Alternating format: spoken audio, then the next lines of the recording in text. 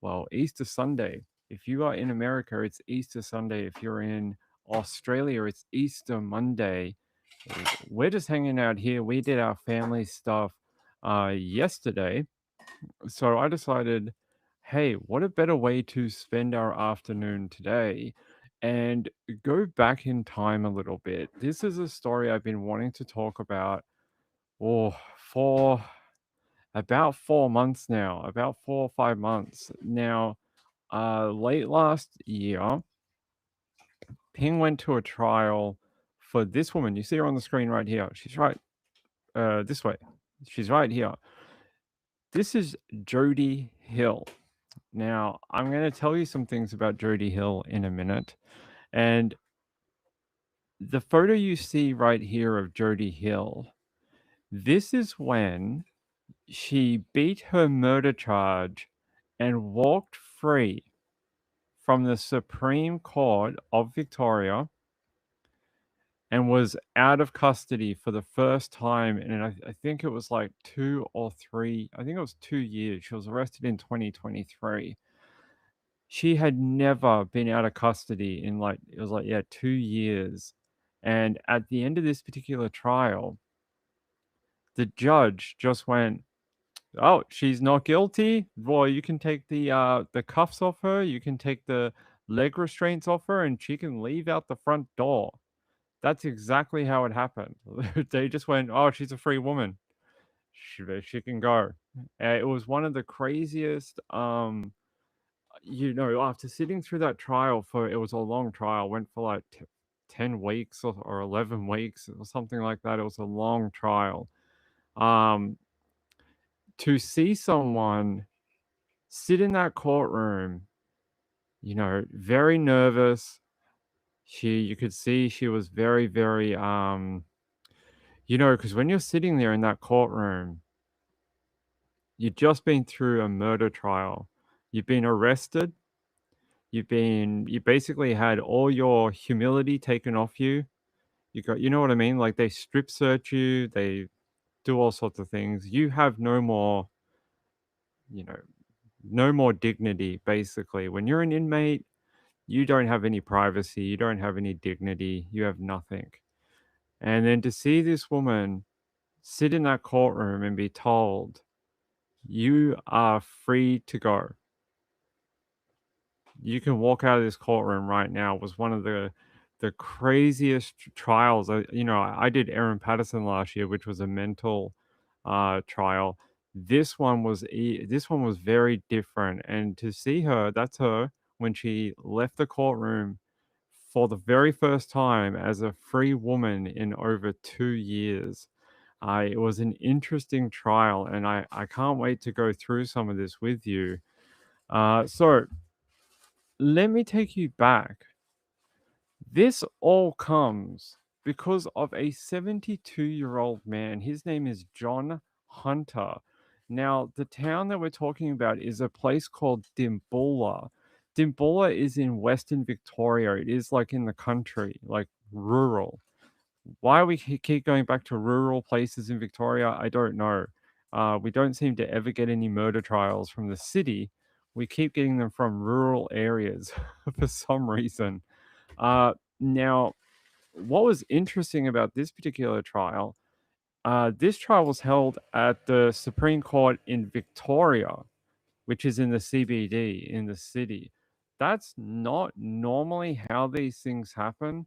Normally, depending on where the event happens, like with Aaron Patterson, it happened in Eastern Victoria, Southeastern Victoria. We had to go to trial over there. The one with Samantha Murphy, that is in Western Victoria in a place called Ballarat. We have to go to Ballarat for that.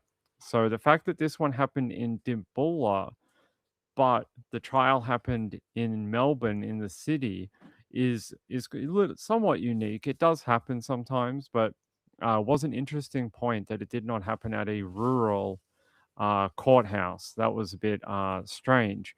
So 72-year-old John Hunter, a man that had, lived his life, done a lot of different things, and had sort of retired in a way to Dimboola, and I'm going to show you his home. This was his home. Looks like a lot of retired older people's homes, especially in the country. It's a little run down. It's a little overgrown in places, but he had a lot of pride in his home. There's a lot of flowers, and there's a fruit tree at the other end. Very typical type of home down here. This is the place where his gruesome murder took place. And when I say gruesome, I really mean it. It might be one of the most when I had to sit through in court the details surrounding his autopsy, and the what you guys would call a medical examiner, we call a coroner. When I had to sit through the coroner's report for him, I will tell you what it is. Some of the injuries to Mr. Hunter were things that you would never expect to happen to a living person, yet, or even a dead person. When his body was discovered, he was discovered in his home, and he was covered up by some curtains, like curtains that you would have on the windows. And he was covered up by that. And there was a t shirt that was pulled over his head. Jodie Hill was accused of being a part of that. She was accused of using a box cutter, so a razor blade knife, to carve words or designs into the deceased body, remove his genitalia, and gouge out his eyes.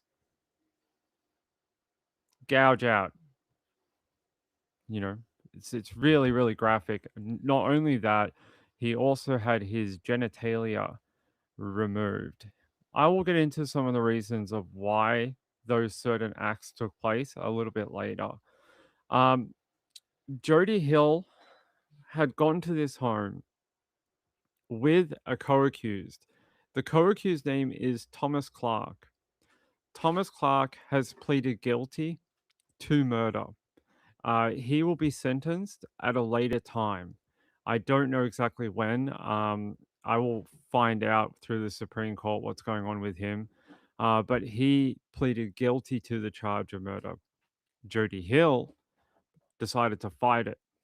She decided to fight it, and her main defense was it was basically all Mr. Clark, and that she was on the outside of the home, that she only stepped foot into the home of Mr. Hunter for a very brief period, that she went in there to actually check on this old man to see if he was okay after what she had witnessed Thomas Clark do to Mr. Hunter.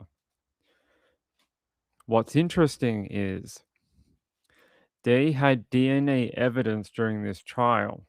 And during this trial, sitting there watching it, so I got to watch the entire thing, watch the defense and the prosecution try and battle it out on that bar and try and, each fight for their side of it. The prosecution really thought they had it. The prosecution were like, we have DNA evidence. We have DNA evidence that Jodie Hill touched the dead man. They put it towards the jury that the only way her DNA could get on Mr. Hunter was if she was complicit in causing some of those injuries and or death to Mr. Hunter. What was interesting is during the trial, we got to have a look at some of this DNA evidence. We got to have a look at it, and they graded it. So they sort of graded it in so a lot of it was what you guys would have heard this before, touch DNA. You guys have all heard about touch DNA before. And they had sort of graded it like this one is a low quality sample, this one's like a medium quality sample, and this one's a high quality touch DNA sample. A lot of the ones that were associated with Jodie Hill were actually in the lower end of the range for touch DNA. And as we went through this trial, and I'll give you some more hardcore details in a minute, I'm just trying to give you the brief of what happened here. The prosecution really thought they had it. They thought they had this dead to rights, that they were going to get two convictions out of this. They were going to get her co accused, Thomas Clark, and they were going to get Jodie Hill. They were going to get both of them, both there that night by their own admissions, and they were going to get both of them. Didn't work out that way. As you know now, the jury came back with a double not guilty verdict for Jodie. She was found not guilty of murder and found not guilty of the lower charge of manslaughter. They tried to throw that extra charge in there near the end. And I think they were like, well, if they don't find her guilty of the murder, they'll definitely get her on the manslaughter. Jury was not impressed.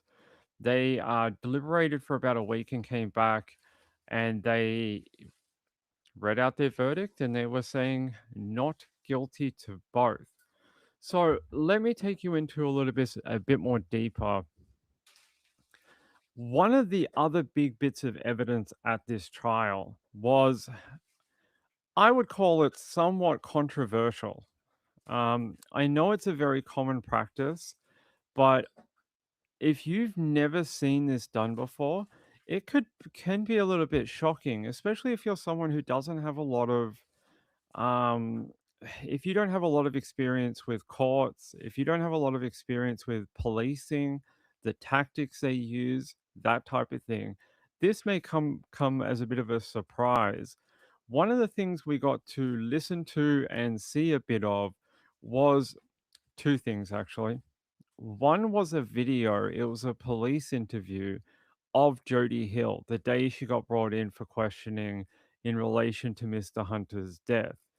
The second one was let me check my notes. I think it was an audio transcript.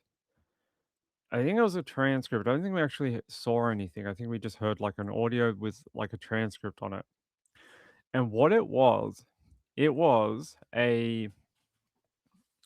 an undercover police officer. After Jodie had been questioned, she got put in a holding cell. They they put a undercover police officer in that holding cell with her. And I'll get to what Jodie says happens in a minute, and I'll stick to what the prosecution says went down, and then I'll tell you the other side of it. The prosecution says while this was happening in the jail cell, Jodie made admissions. Now, if you don't know what that means, if you don't follow a lot of like policing and court things, an admission is what it sounds like. It's a self-admitted act. It could be a crime. It could be you could be implicating yourself.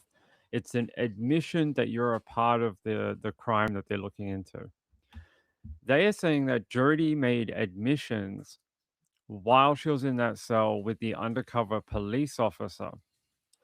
And if I get my notes, I will tell you what she said. Um, why is uh, so yeah, they're saying that it was a jailhouse confession that she made to an undercover officer, and I should have that quote for you. Yeah, it's here. So while in that holding cell, Jodie told covert officers that she popped Mr. Hunter's eyes out with secateurs before throwing the tool in the Wimmera River, gouged his eyes out with fucking secateurs, and tied his legs and knocked him out with a hammer. That's what she told. And then in further audio, she said, excellent. Yeah, excellent. I just popped his eyes out like Tommy killed him, Mr. Hunter, with a hammer, killed him with a hammer. And like I said, we got rid of the evidence and blood. I'm not stupid, just for a bit of fun. The prosecution made this out to be an admission that she had basically admitted to her part in the crime. And then the bit at the end, "I'm not stupid, just for a bit of fun," they framed that in court that that was, like a thrill kill. Like she's a big fan of Dexter and that she wanted to be like Dexter and go out there and, um, commit a murder, like commit this gruesome, heinous murder, cut off his dick and balls and, carve things into his chest and, gouge out his eyes. Like, oh, it's so gruesome. It's a thrill kill. That was their side of the story. Now, Jodie was able to get on the stand and give evidence in her own defense during this trial. They asked her about what happened inside of that jail cell with the undercover operative. This is what she had to say in her explanation to it. She said, "I knew it was an undercover operative." She said, "I'm not dumb." She goes, "I wasn't," she basically said, when I'm in a jail cell and then this random person gets put in with me and starts asking me questions about crime and why I'm there and, what have you done?" She's like, "I have seen this in, I've seen it before in movies and other things like that." She's like, "I knew it was an undercover operative." And she told the court and the jury, "I was playing with her. I was talking absolute rubbish to her. I wanted her to go away." Jodie repeats this a number of times in front of the jury. She says, "I want her to go away. She was annoying. She kept trying to touch me. She was like, trying to get me into a corner and huddle me under a blanket and a hoodie and like she wanted to like talk secrets in the corner." And she's like, "I just wanted her to go away. I didn't want to talk to her anymore. She was being annoying. I was very stressed out. I am sitting in this jail cell being accused of murder. And then this weird woman comes in and is like all over me and trying to talk to me." So she's like, "You know what I did? I made up the grossest, most believable story I could and fed it to her. That's what I did." So that was Jodie's explanation. You guys can hear it. It's Mrs. Ping. Hey, they can hear your microwave. You should take your microwave and put it in outside or something. All right. She'll be done in a minute. She's making, what are you making? She's making porridge. There you go. Sorry about that. Um, let's get back to it. So yeah, that's what Jodie was saying to the jury. Basically, I knew what was going on. I'm smarter than the average, duck. I can figure this out. I've been around a few things in my life and I'm not stupid. That was her explanation. That's about the only explanation she gave to the jury. And she basically told them that yeah, that this story was made up. She kind of pieced it together from bits of information that she had been fed during her interview and this and that. And so she just like, made up this like really gruesome sounding story to get this lady to leave her alone. The jury must have bought it because they found her not guilty, and they must have thought that was a pretty reasonable explanation because she is a free woman today. Let me give you some more information about that. So, if not Jody Hill, and if she has nothing to do with it, she says it was her co-accused, Mr. Clark, and that he did everything, that she was on the outside of the house when she watched him beat Mr. Hunter to death using a hammer, and she adamantly denies ever taking part. She never took part in it. She did not go in there and hit him with anything. She was actually on the outside of the house for the first part of the attack, and that she had nothing to do with it. She said, "I was just standing there gobsmacked that what she was witnessing. She's like, "I never expected to see that. I didn't know why we were going to this particular house." The way she frames why they're at this guy's house, and look, it's a bit weird to me. I don't really understand, but people do things for all sorts of strange reasons. She was with her boyfriend at the time. I'm not going to give out his name. I'm just going to say it's her boyfriend. They're in a sort of on and off again relationship and a few other things, but she was with her boyfriend at the time, um, at a different location. Mr. Clark came to her and said, "I have to go see an old man about some coin I am owed." So he's like, "We're going to walk around the corner and go visit this old man. He owes me some money." They get to the home, and Mr. Clark knocks on the door, the back door. They somehow get round to the back of the property, not the front of the property. And Mr. Clark knocks on the door. Mr. Hunter comes to that door and he opens it very slightly. And he's like, "What do you want?" And he's like, "Well, a conversation takes place where an allegation of money being owed is, taking place. Something about, I did something and you owe me." And Mr. Hunter basically tells him to rack off, basically go away. "I ain't giving you any money. Piss off. Not going to do anything. I'm not going to give you any cash. Go away." That is what proceeds, according to the evidence.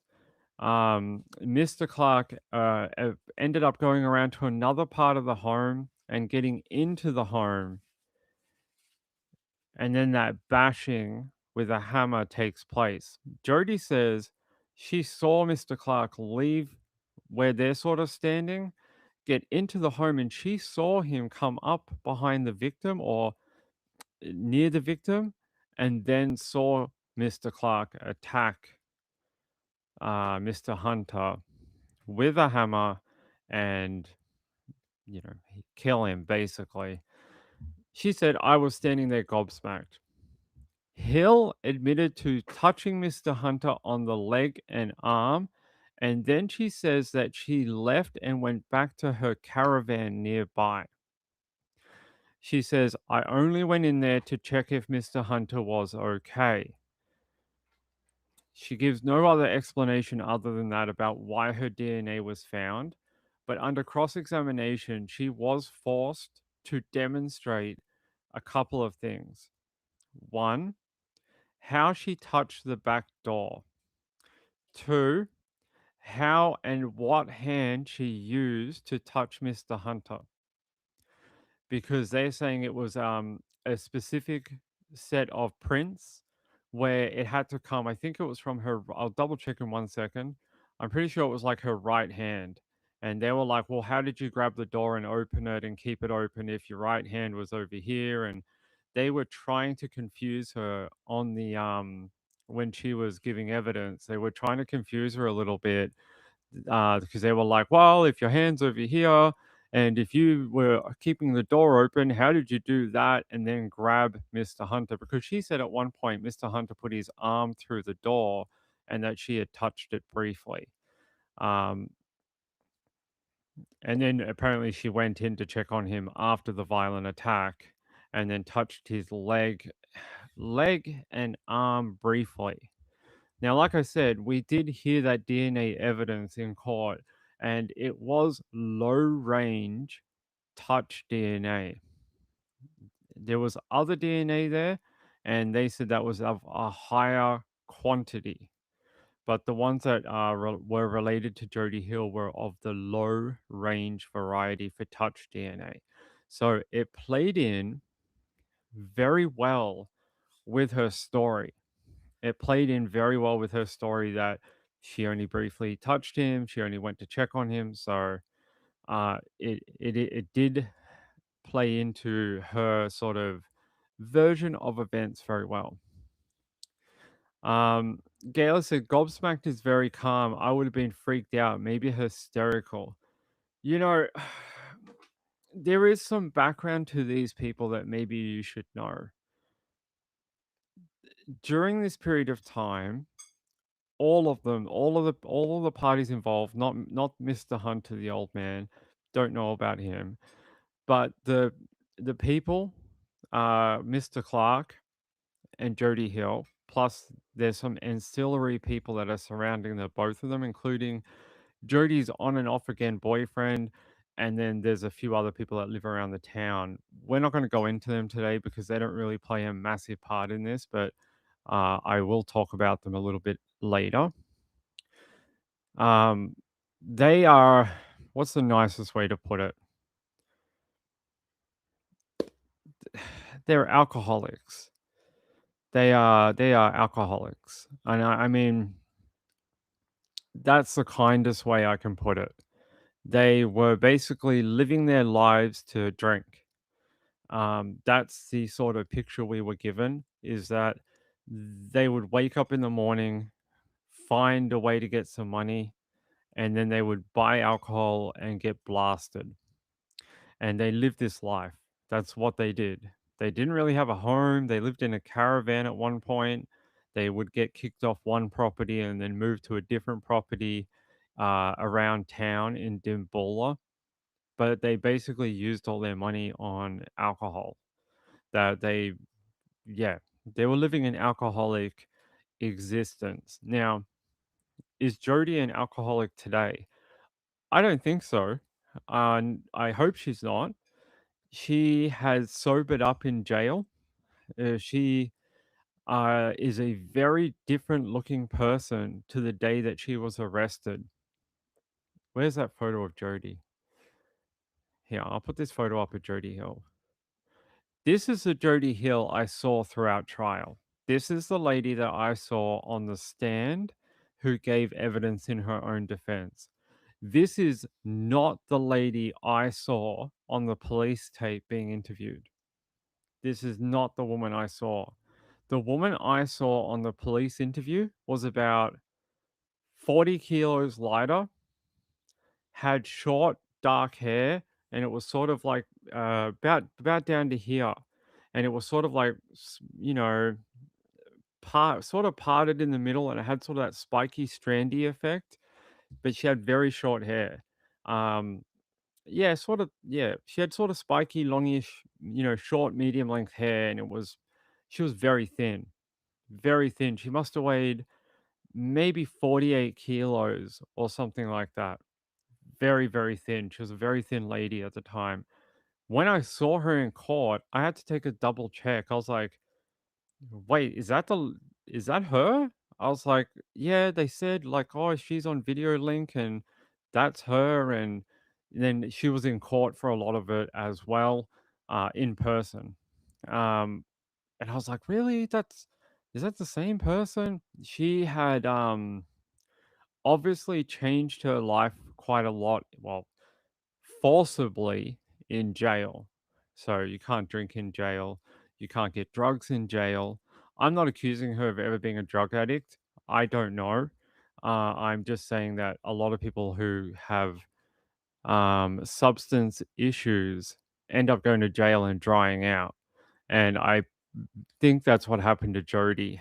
Um, she does not look like the same person at all. The person I saw in that police interview looked like a very broken, a woman who had been, I don't know, rejected by the world, had gone through a number of hard years. I don't even know if she knew why she was on this earth anymore. She looked so confused at everything. She looked like someone who had given up. She looked like someone who had given up hope of ever living a decent life. She looked very just, yeah, given up. That's the word I'm going to use. She just, yeah. But the woman I saw in trial and this lady here was very different. She was a lot more perkier. She's a lot more talkative, and she seemed a lot more like bright. She seemed a lot more, well, upbeat. Even during the trial, she seemed a lot more upbeat and, yeah, very different person to the day she was arrested. Betsy said the food in jail is all carbs. Well, you gotta keep those prisoners full. You gotta keep them full. Medication? Yeah, it could have been medication. Uh, just call me, Kim says, not true in the US from what I hear. Well, they have jailhouse alcohol and things like that. Um, Gail said, how are these people all putting on weight in jail slash prison? They can't drink, they can't do drugs, and they're basically confined to a small area and live a sedentary lifestyle. They go from their jail cell to the showers. They go from the showers to the rec area. They go from the rec area to the food hall. They go from the food hall back to their jail cell. And it's all within, a few a few meters of each other. Maybe they can head outside for a period of time, but that's about it. They're not going anywhere. They're not, living some sort of high exercise life. Although there is a gym. They have access to a gym if they want it. There is a gym. Rachel said, not surprising, they are probably spending all their money on booze, not food. And that is the picture we were given. The picture we were given that her, her boyfriend, and a few tag along people that lived in the local area of Dimboola, they basically lived to drink. Like I don't know if that's a fair representation, but that's sort of the photo they painted for us at trial was they were alcoholics. They woke up in the morning after having a hangover and drinking all night. They would go up to the local tavern, buy more alcohol. They did mention a few times that they would go buy food as well. Like they would go to the fish and chip place and buy food or whatever. But they were by no means living a very healthy existence at the time. So let's go back to some of the evidence. You might think this particular case is crazy. How could anyone be accused of doing this to an old man, either directly or indirectly, and walk free from a court, a Supreme Court? You know, it's defies belief. But I sat through almost every day of this trial. I actually missed the first week, and I'll be honest, I actually missed the first week, and I actually ended up having to go back and catch up. But after that, I was there every day. Um, the sort of the sort of ebbs and flows of this particular trial was, in my opinion, the prosecution thought they had it. They thought the DNA evidence, her self admissions during that covert operation, and how similar those admissions were to how the body of Mr. Hunter was, would be enough to convince a jury to send her to jail for life. But when you start to peel back the layers of some of this evidence, instead of actually playing into the prosecution's hands, it actually played into the defense, because a lot of it matched more of what they were talking about than what the prosecution were. Like the prosecution were pretty sure that Jodie Hill took part in the actual murder. They were giving evidence at the trial that they thought that she had followed the other guy into the property and actually somehow partook in the murder. They didn't demonstrate how or what they thought that might be. They just said that they thought that she was directly present at the time that Mr. Hunter was murdered. But when she gave her story about being on the outside of the house, watching her co-accused get into the property, attack Mr. Hunter, and then she was watching as it went down. in some ways, her story actually made more sense. It's very overwhelming at these trials when you get all these expert witnesses and you get all these forensic technology, and we even had a blood spatter expert come and talk to us. Not me. I'm not the jury. Come and talk to the jury. We as media just to witness it. Sorry, that was the wrong way of saying it. Not us, the jury, but we were there to see it. So we even had like a blood drop analyst, and they were talking about how some of the blood drops they were directly overhead, and some of them, they had these little tails on it, and there was.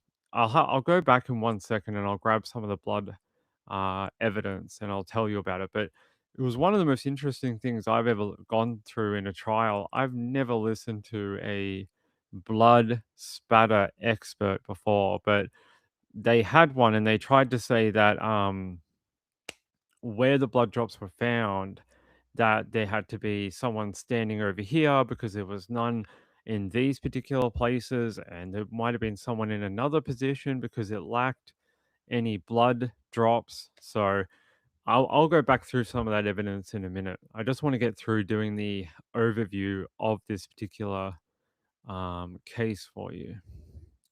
So yeah, a very interesting trial for me. We had to wait a little while to give you a sort of deeper overview of this. There were some things that just had to work themselves out before I felt comfortable sort of covering it. But yes, hold on here.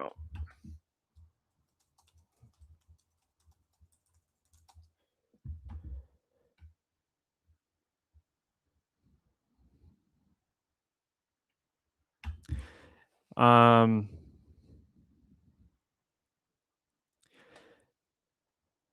Here, I want to talk a little bit just for a second about the admissions because it was such a big part of the case. Um, Hill allegedly told that undercover officer she popped his eyes out with the secateurs before throwing it in the Wimmera River. She was recorded saying the experience was the biggest rush ever and the biggest thrill of my life. She reportedly stated she did it just for fun and claimed it fulfilled one of her fantasies. She allegedly admitted to helping her co accused Thomas Clark by saying they read each other's instincts and worked together to get rid of the evidence and the blood. According to the defense, though, Hill testified that she made up the graphic claims to shut up and intimidate the undercover officer, like I told you before, whom she found annoying while they shared the cell.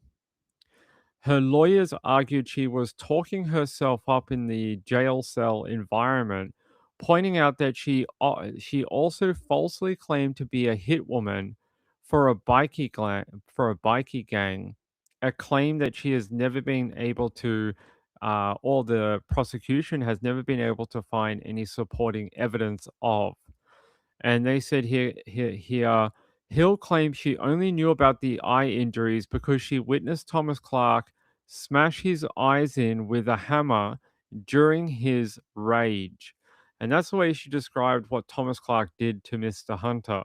She described it as he just set off like an explosion, rage, just instant, just bang, and he was just attacking this old man, 72 years old.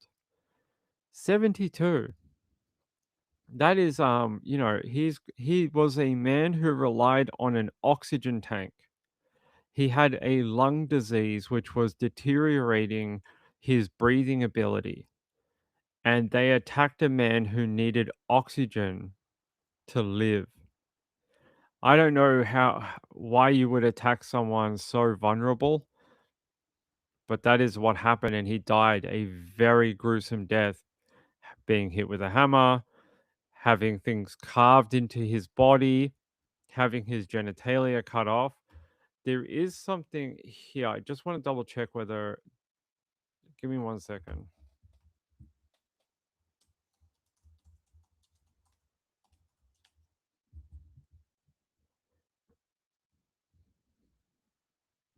Okay, yeah, we can talk about it. Okay. I want to take you to an article, and I do this for legal reasons. Killer believed victim of Dimboola murder was a pedophile. So there was a rumor that went around the town that this old man, 72 years old, that lived on his own, was a pedophile. This was used as part explanation and justification for what happened, according to Jodie Hill, of why her co-accused Thomas Clark did some of the things he did to Mr. Hunter, was because Thomas Clark believed that he was a child PDF file. And that is why the things were carved into his body. That is why his genitalia was cut off. And as far as, you know, Jody and some other people believe, that is why the attack on Mr. Hunter was partially so ferocious. When being denied money, Thomas Clark then decided to, in some random, white knighting situation, I guess, decided to take, you know, its misbelieved justice into his own hands and attack this 72-year-old for something that wasn't true. Mr. Hunter was not a pedophile. He was not. He has never been charged with um, any crimes against children. And that was a very poor rumor that went around the town. And he's never been charged with a crime against children ever. Um,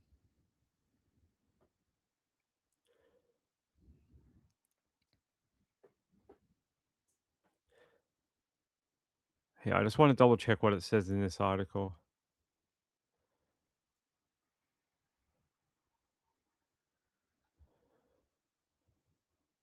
Wait, when was this one?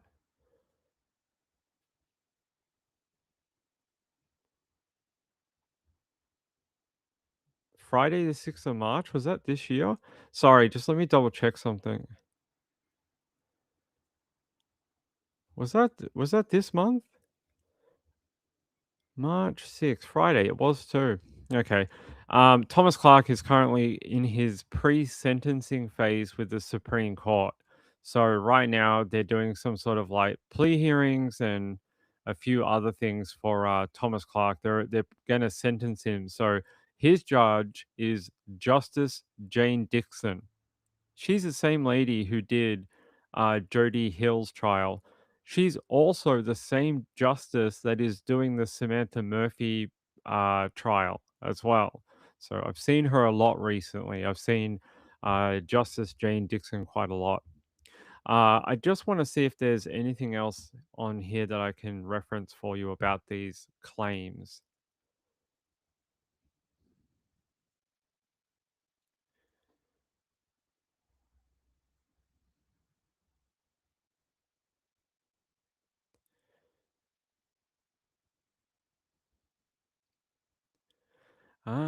Yeah. Miss Lacey told the court Clark later shared with an Aboriginal community justice report writer that he believed Mr. Hunter was a PDF file, which triggered some childhood trauma in him personally. Mr. Hunter was never convicted of any crimes against children. And they are saying in this particular report that only came out a few weeks ago that Mr. Clark had a lot of early life trauma, some of it childhood abuse, some of it through living circumstances, and a few other things as well. So I don't want to talk too much about Mr. Hunter. I mean not Mr. Hunter, Mr. Clark. I don't want to talk too much about Mr. Clark until he is sentenced in the court. I just wanted to double check about that PDF file thing. Since it's now been reported in the mainstream media, I can comment on it a bit more. that was one of the things we were sort of waiting on, because it played such a large part in this particular trial for Thomas Clark, but also Jodie Hill. And it was a big part of sort of the stack of cards of defense and evidence. I wanted to wait until this had been reported publicly because, yeah, it's a very tricky legal avenue to start saying things like Mr. Hunter was believed to be a PDF file, but I want to make it very clear he was never, ever convicted of any crimes against children, sexual or otherwise. That needs to be made really clear in big red letters on a big red flashing sign. Okay? Everyone understand? Good. He was never that. Um, so you know, it's it's sad to attack him for a misbelief that that's what he was and could have been one of the pillars of why he's now not here with us is why rumors about people can be so dangerous. What if that rumor had never taken place? What if it had never gone around the town of Dimboola? Is it possible that Mr. Hunter might be here today? Because what if everyone just thought he was the friendly old man who lived down the street? Maybe a lot of people would have a lot more respect for him. Unfortunately, that's not what happened. And through some sort of small town chatter and, almost like the game of telephone, you guys know the game of telephone, where there's a small bit of information, it sort of gets passed down, and Johnny tells Jenny, and Jenny tells Jill, and Jill tells Mark, and Mark tells Steve, and along the way, it changes and warps, and it's not quite the same as what the original bit of information was. I think that's probably what happened here. Is that someone, I'm not sure who, someone started off probably something very innocent, maybe misguided, but innocent in a way, and probably went, "Oh, you see that house over there where that old guy lives and doesn't have a wife, and that guy is the local. The kids should stay away from him or something." There's always that house that people used to say that type of thing about, rightly or wrongly, and I'm guessing that's part of how this happened. So yeah, it is very sad because it wasn't true. It wasn't true. We learnt in court that the authorities checked everything. They checked the police files. They checked hospital records. They checked with the local council. They checked with the children's court. They checked with everything. They went through all the records they could to try and find if there was any even hint that this information was correct. And they could not find anything that would say that he had ever done anything to a kid, ever. So we were told in no uncertain terms in court that it was a false allegation against Mr. Hunter. I don't think I saw someone ask, do we have a photo of John Lindsay Hunter? I don't know if I've ever seen one.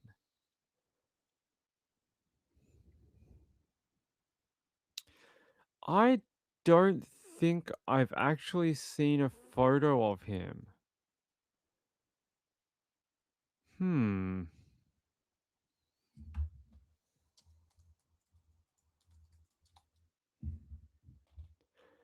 Yeah, I'm gonna say I've never seen a photo of Mr. Hunter, I don't think. And I don't think I mean, I've seen his autopsy photos and things like that, but I mean like a photo of him, like of him alive. I don't think I've seen one. I'm gonna say no. Yeah, I'm gonna say no. So yeah, we don't have one, unfortunately. We don't have one of him. Never news anyone wants to get. Hey Sean, how are you, buddy? Secret squirrels. It is a little secret squirrels. Uh, Kim says that's how rumors get started. I agree. It is. And just going to guess that it obviously it obviously did play a part in Mr. Hunter not being here anymore, and that's very sad. That's extremely sad. Um all right, what else can I take you to? Let me have a look what else we've got. That's not what I want.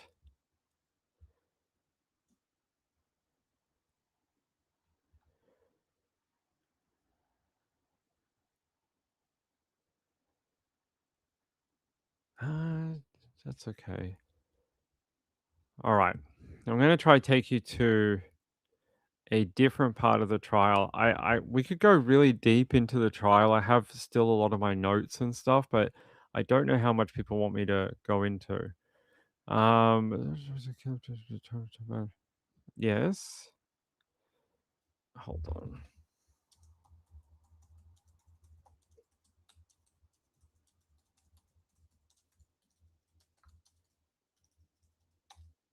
All right. Let me load this up.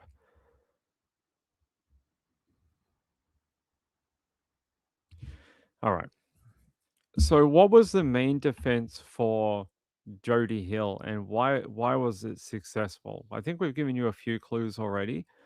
Hill's lawyers argued throughout the 4-week trial. Yeah, sorry, it was 4 weeks. Sorry. Yeah, 4 weeks, 1 week of jury deliberation, 5 weeks in total. Don't know why I thought it was 10. No, no. It went from November to December. There you go. Hill's lawyers argued there was no evidence she planned or participated in the assault, so no direct evidence.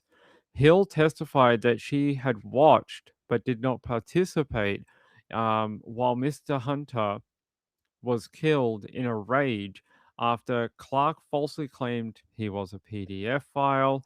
She admitted to only being present and only minimally touching the victim's arm to check for a pulse to see if he was alive. She had always denied any role in his direct killing and subsequent mutilation. Um, One of the other claims about the DNA that they talked about was it possible that while DNA matching both Hill and Clark were found at the scene and on Mr. Hunter, was it possible that Jody Hill, having spent so much time with Mr. Clark, could it have been that um, that Mr. Clark transferred some touch DNA or small parts of DNA from himself to the victim, while Jody Hill didn't directly deposit them on Mr. Hunter.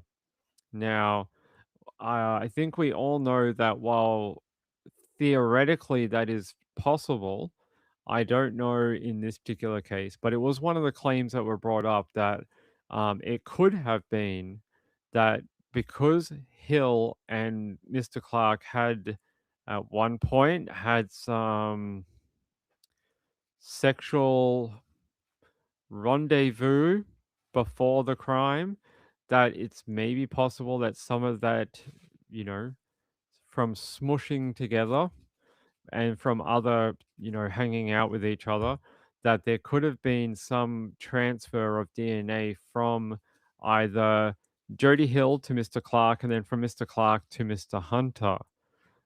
It was never proven in the court, but it was one of the claims brought up, that that could be an explanation for why there was some DNA on the victim.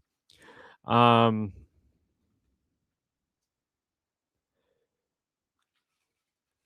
oh, okay. So people are asking about a timeline. I can give you one. I can give you a case timeline if you want. It happened in January of 2023. Mr. Hunter was found dead in his Dimboola home.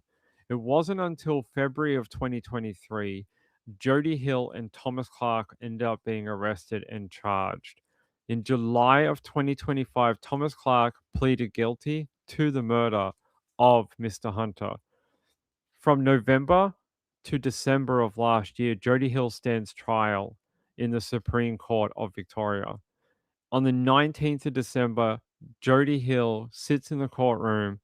The jury comes in and they read out their verdict on both charges, murder and manslaughter. Both are returned as not guilty. March this month or last month, they are starting to do pre-sentencing hearings for Thomas Clark.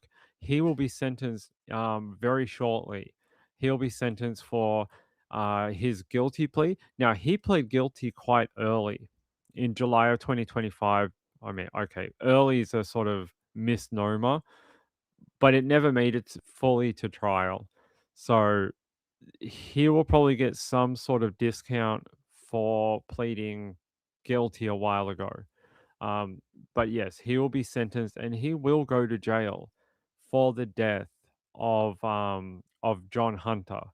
So that is your timeline. So we're only waiting now for a sentencing day for Thomas Clark and see what sentence is handed down by Justice Jane Dixon and see what she thinks about there's a ton of circumstance mitigating factors in regards to Mr. Thomas Clark.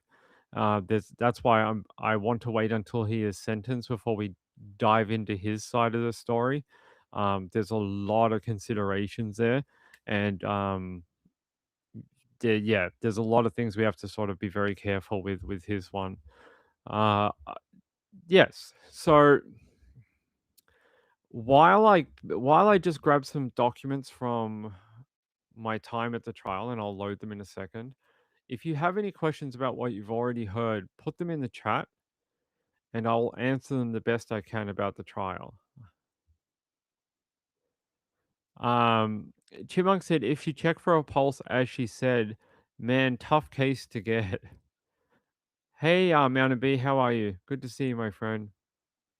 Betsy said it sounded like a stretch. Well, the jury thought it wasn't. Um, I guess it's possible, but it is a stretch. I know. I think theoretically it is possible, but I don't think it's probable. Gayla said Sean donated 2 memberships. Thank you, my friend. Hey Sean, thank you. Happy Easter to you. I appreciate it. Um, we have a winner. We need 2,000 members. We do. We do. If you have not subscribed to this channel and you like some of the court work I do here, in a little while, I can't give you a time or anything like that. I don't even know myself. We're heading out to the Samantha Murphy trial, and then sometime late this year or early next year, we are heading to a, s- a second trial. We're going to the murder of Isla Bell. She was a woman in Victoria, in Melbourne, where I live, actually in the suburb where I live. She was murdered, put into a fridge, and then her body transported around Melbourne for a number of weeks until her body eventually went to the rubbish dump where they retrieved her highly decomposed remains, and her two accused are currently working their way through the Supreme Court and will stand trial at a later date. We're heading to that one as well. And then we have the retrial for Gregory Lynn. Gregory Lynn accused of killing um, one of the elderly campers who went missing a few years ago. He is a former Jetstar pilot. There's some breaking news for you. If you've never heard that before, that is an exclusive on Nights with Ping. He was an he was a Jetstar pilot. He used to fly aeroplanes. That's the type of information you get at this channel. Groundbreaking information. We're heading to his retrial in a few months' time. So this year's action packed. It's been a bit quiet recently. We haven't had anything on. Uh, I've had stuff on in the court, but nothing I can report on as of yet. But for the later part of the year, we're stacked. We are stacked. We have at least 3 different trials between now and the end of the year. So we're going to be very busy. If you like that type of information and you think I have provided more in depth information than some of the newspapers, hit that subscribe button because we've got a bunch more trials coming up over the next 6 to 9 months. We have a whole bunch that are happening within the Victorian Supreme Court. So we will get them done. Um, Sean said, reminds me of my jury case. The man implicated tested negative. The old guy labeled a PDF is the worst thing an innocent man could be called. Yeah, that is true. Marlene said, couldn't she be charged for not reporting a crime that she witnessed? It was brought up during the trial about why she didn't go to authorities. And she was asked when she gave her defense, and then it was turned over to cross-examination with the prosecution. They asked her that question, like, why did you, if you saw all this happen, you saw how heinous it was, how awful what happened to that man. Why did you not go to authorities? And why, when you were in the interview room, so we watched that interview, we saw her in the police station. They asked her, why in that interview did you not come forward and tell the authorities like what you knew? Like she denied it through that interview. And one of the things that happened during her police interview was she's not a very good liar. She's a very bad liar. And the cops were sort of like asking her questions. They're like, oh, have you ever been down to that house down the corner on, I can't remember what street he lives on, but they were like, have you been to that house? And they were showing photos of this property here. I'll show you this one. So they were showing her photos and they're like, have you ever been to this house? It's around the corner from where you're staying. Have you ever walked past it? Have you ever been inside of it? And she's like, oh, yeah, that's the one near my friend's house. And no, I've never been there. I don't think I've ever been there. I think I went past there one time. And then the cops were saying, well, we're interested in something that happened on this day.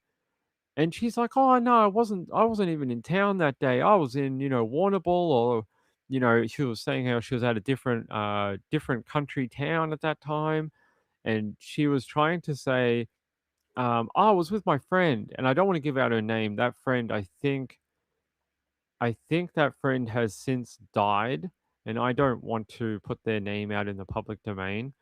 Um But she kept saying like, "Oh, I was with that friend and, we were going drinking and stuff."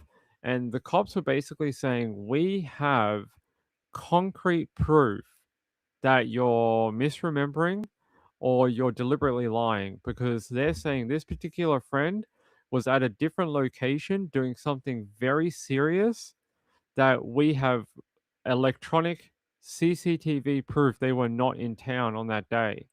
And she's like, "No, no, I'm sure it was. I'm sure it was the 26th. Like, yeah, that's the day that me and her we were over here and we were doing this." And the cops are like, "Are you sure you're not misremembering? Because we know for 1,000% fact that that person was not in town on that day." And she kept running around in circles in this interview saying like, "No, I'm sure it was that day." Anyway, it was her version of lying.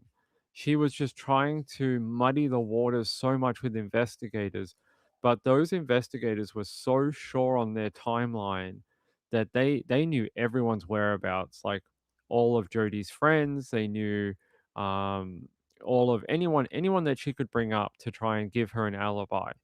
They had everyone, and they're like, "We knew where they all were at different times. We know what happened to them. We know, what they were doing." And Jodie, they kept trying to pin Jodie down, and they're like, "Well, Jodie, no, we know you were in town on this day. We know you were with Mr. Her co-accused. We know you were with Mr. Clark on that day.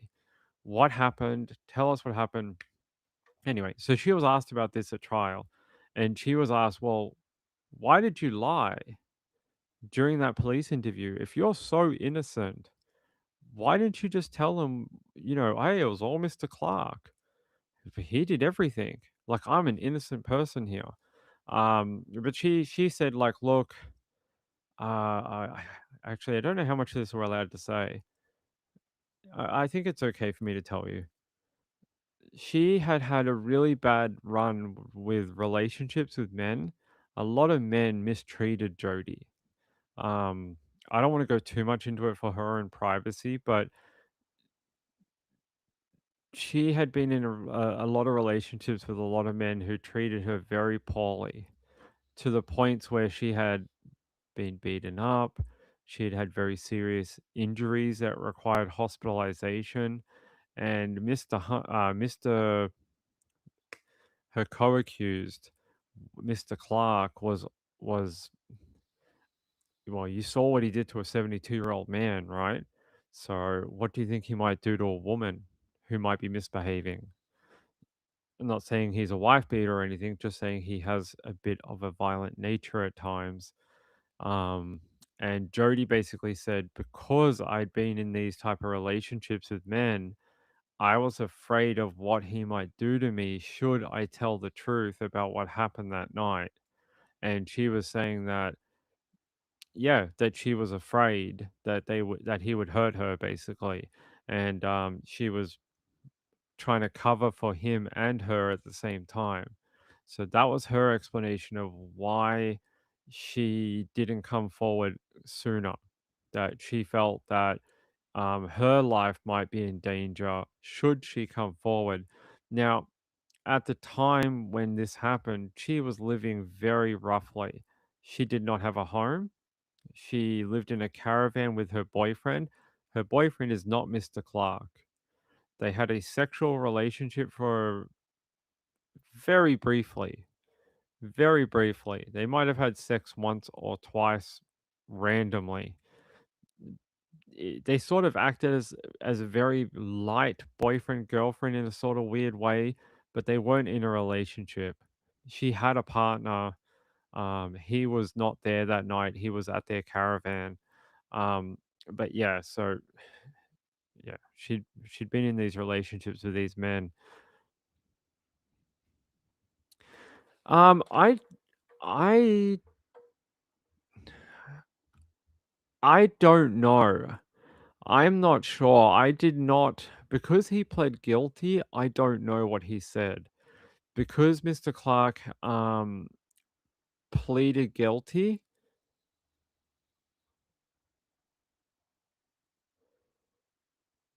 Okay. I can tell you here though that in this story that came out only a couple of weeks ago, which is interesting, Mr. Clark says this. Uh, where is it? Here. Crown prosecutor Brianna Godding told the court in her statement of facts that Mr. Clark was guilty of murder and was present when Jody Hill gouged the victim's eyes. Miss Hill was acquitted of murder in the Supreme Court trial by jury in December last year. The court heard a forensic pathologist said they could not determine the cause of death with certainty of Mr. Hunter. Possible causes of death include head trauma, reflective cardiac arrest, and impressions on the neck. So look, we he's at least saying, or the prosecution is saying that, um, that he. Well, I don't know if it's him saying it, but here, let me read what this says again. I don't know if this statement of facts was done with with the defense and the prosecution as something they agree on. But they're saying Mr. Clark was guilty of murder and was present when Jody Hill gouged the victim's eyes. So I don't know if he has ever said that he thinks that Jody wasn't there or wasn't involved. I'm going to guess no, because maybe if he had just said, "Oh, she had nothing to do with it," maybe she would never have gone to trial in the first place and it would have only been him. That's possible.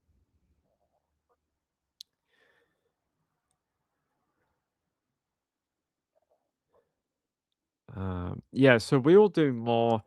I just want to stay away from Mr. Clark as much as possible until he's sentenced. He is a Aboriginal man. I don't know how to pronounce what kind of man he is, but he's a, and people are going to laugh at me. He's a, What Jobalak, man?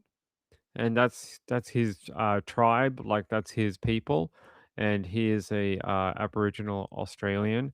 There are some sensitivities around dealing with Aboriginal affairs, especially with crimes and this type of thing. Things like background, how they grow up, um, even describing who they are, and things like. There's some very, very fine lines on talking about them. So I just want to hold off on getting deeper into his side of things. When he's sentenced, we can, but just for now, that's all I'm gonna say. If Clark hammered his eyes, what is there to gouge out? I don't know, but at least in his trial, they're saying that it was Jody Hill, and even though Jody Hill was acquitted last year, they are still saying it was Jody Hill who did it. I don't know how that works, and I'll have to ask a lawyer how that works. How you can still accuse someone in the Supreme Court after they were already acquitted. How does that work? I'm not sure. I would have thought they would not be able to mention Jody Hill at all because she was found not guilty by a jury. I don't know. So he is saying she was there. Only the touch DNA confirms that. Yes. So the DNA found on Mr. Hunter's body confirms that there was at least two people there at the time. Um, yeah, I'm not sure what you could. Yeah, let's read that statement again. What did it say?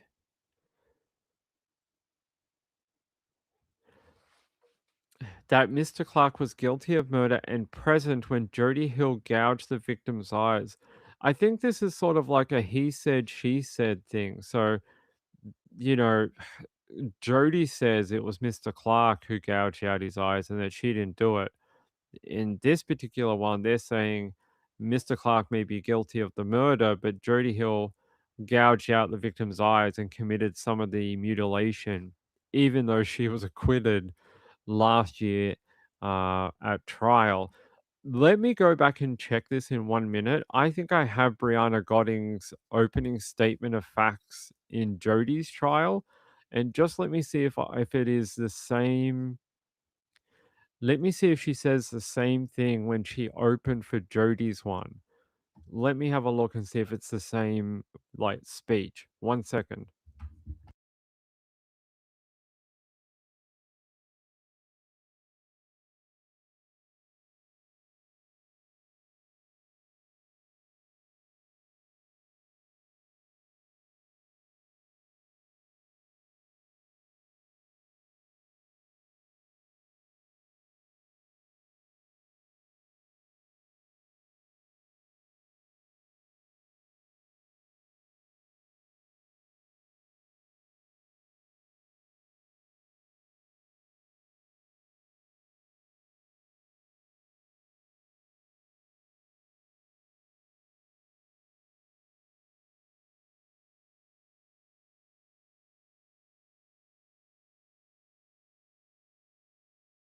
All right. I have my notes from the first couple of days of the trial. Let me have a look. All right, let's go back to day 1. What was this?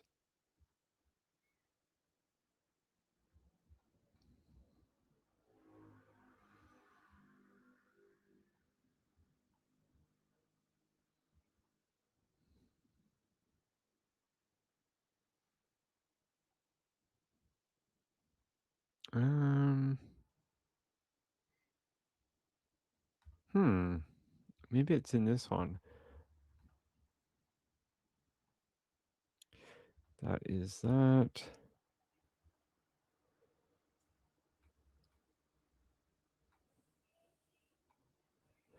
I'm just having a look at what that opening statement might have been. Nope, that's messages to the jury.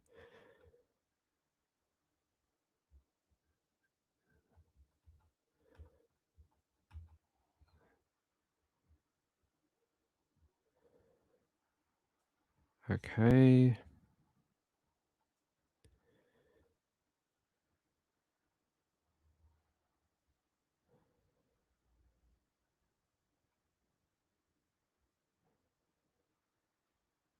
Okay. Sorry, guys. I'm just trying to see what it says. Okay. Okay. Here we go. So it looks like, judging from my notes here from day one of the trial, it was Miss Kadish who opened the trial for Jodie Hill's trial. So it was a lady called Miss Kadish, and it doesn't look like it's the same person from the prosecution. And unlocked. Let me see what she says about the eyes.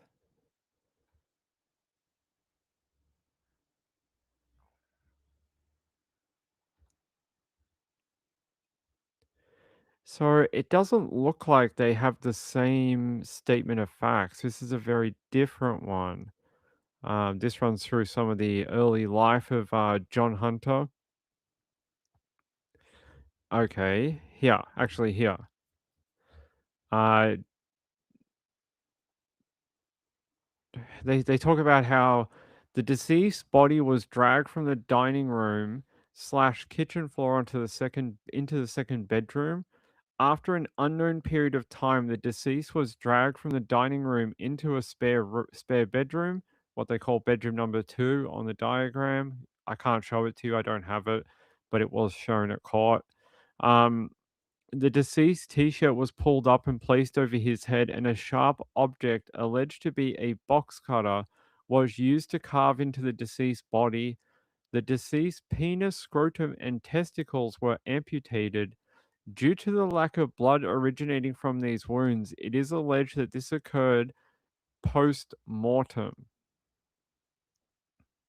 The deceased lower half was covered with a curtain found at the property. At one stage during the attack on the deceased, Mr. Clark sustained a cut. It is alleged that this was a cut to his index finger, which caused a small amount of blood to drop on the carpet in the bedroom of bedroom number two.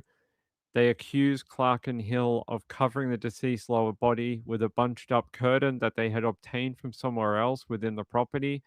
The box cutter knife became entwined in the bunched up curtain during this period of time.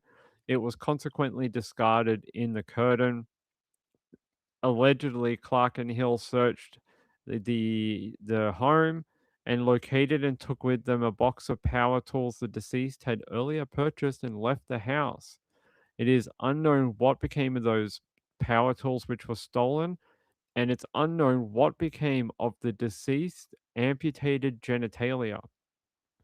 So they never found the deceased Mr. Hunter's man parts. They never located them, and no one ever gave a explanation of what happened to them.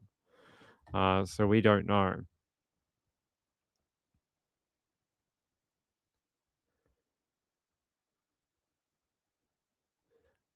Yeah, I don't see the same accusation on this particular opening, so I'm not sure why they changed it, but apparently they did. So there you go.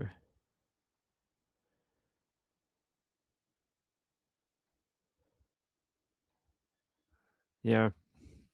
Yeah, it's different. So the opening for Jodie's one was a different statement. I can't explain the difference between the two of them, and I'll have to reach out to the Supreme Court and find out why. Well, they may not tell me why this one is worded differently. I don't know. Um, I'm not sure, but there you go. That's what the other one says. Not his junk, yeah. So when they cut off his junk, it was disappeared. They never found it again, and it was never located. So that's what it said in the opening for Jody Hill. Now, I only read a small part of it. It goes on for about another hour, but I could not find the same line that is, what does it say? Pleaded guilty, statement of facts. Jodie Hill. Okay, let me look for gouged. Gouged eyes.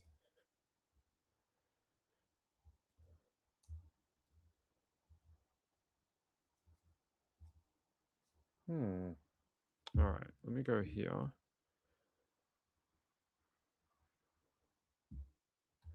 Let me see if I can run that exact phrase and see if it comes up at all. Nope.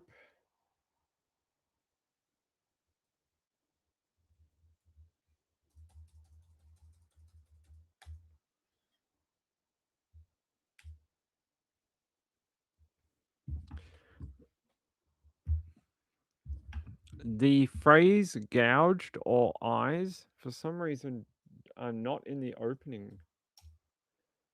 Ah, here. They just say in this one, and it's only one reference to it in the opening. They say both of Mr. Hunter's eyes were gouged with a sharp implement, causing significant damage. The attack on the deceased in the dining room caused him to bleed, and the findings of blood stain pattern analysis are relied upon by the prosecution. So yeah, they had to rely on that. So, but it doesn't say exactly anything else about eyes. So yeah, the opening statement for Jodie's was markedly different, and the one on this one just the other week still has it here. So maybe Mr. Clark mentioned that he still is maintaining that Jodie Hill was present when the victim's eyes were gouged out. Not the type of thing you take from a home. Well, yeah, apparently not. Lost pineapple. It is a lost pineapple. Um, Chipmunk said, I wanted to know if either one said they held him down or something like that, rather than just saying the other one did it. Not that I know. Like the problem we have is that one pleaded not guilty, one pleaded guilty. So Mr. Clark pleaded guilty. There is no trial. We don't get a trial. We get a statement of facts, which is what is here, but we don't get the same type of evidence that we do when someone pleads not guilty and goes to trial. There's a lot more evidence on Jodie Hill's side because she pleaded not guilty. She went to trial and eventually won. But with Mr. Clark, he pleaded guilty and now he is going through the final stages before being sentenced. So it's a very different process for the both of them. And that is why it sort of doesn't align fully with each other. So there's some things we won't be able to fully ascertain, unfortunately. Gayla said, so how could she witness all of this from where she stood outside if he moved rooms? From what I understand, it's only during the first part of the attack when Mr. Clark enters the home and he originally attacks Mr. Hill, Mr. Hunter. It's only during that first part, and I think Jodie eventually says she entered the home. Yeah, I'm not sure how she followed through the house or whatever, but she did enter the home later on. She says briefly, some of the other evidence says it was much longer, but yeah, she did enter the home eventually. Um, is his ghost searching for his pineapple? I don't know. Dude, what about people like that have their head cut off, during a murder? Like, you know how there used to be stories about like the headless ghost or whatever that's always searching for their head, like those uh old spooky tales? I don't know if there's a story about the dickless ghost who is searching for his nuts or whatever. I don't think that's a real thing. Sounds suspect. It doesn't align fully. Neither of their stories, or at least their information about what happened that night, fully align with each other. Um, yeah. So that's all I can tell you without telling you things that were not said in front of a jury. And I still, till the end of time, Till the end of the world, I can't tell you things that weren't said in front of a jury. Um, yeah, so if you have any more questions about the information you've been told about Jody Hill, I'm happy to try and find the answers through my notes from the trial. Um,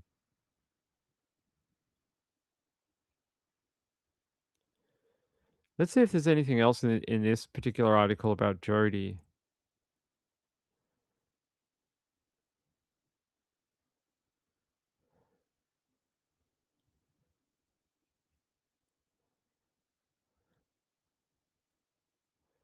Huh, that's interesting.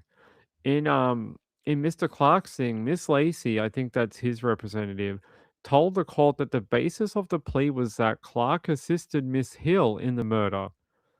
It definitely sounds like a he said, she said. It sounds like Mr. Clark is saying that he is he is the smaller part of the offending, and that it's actually Jody Hill. Interesting to sort of frame it that way after she has been found not guilty.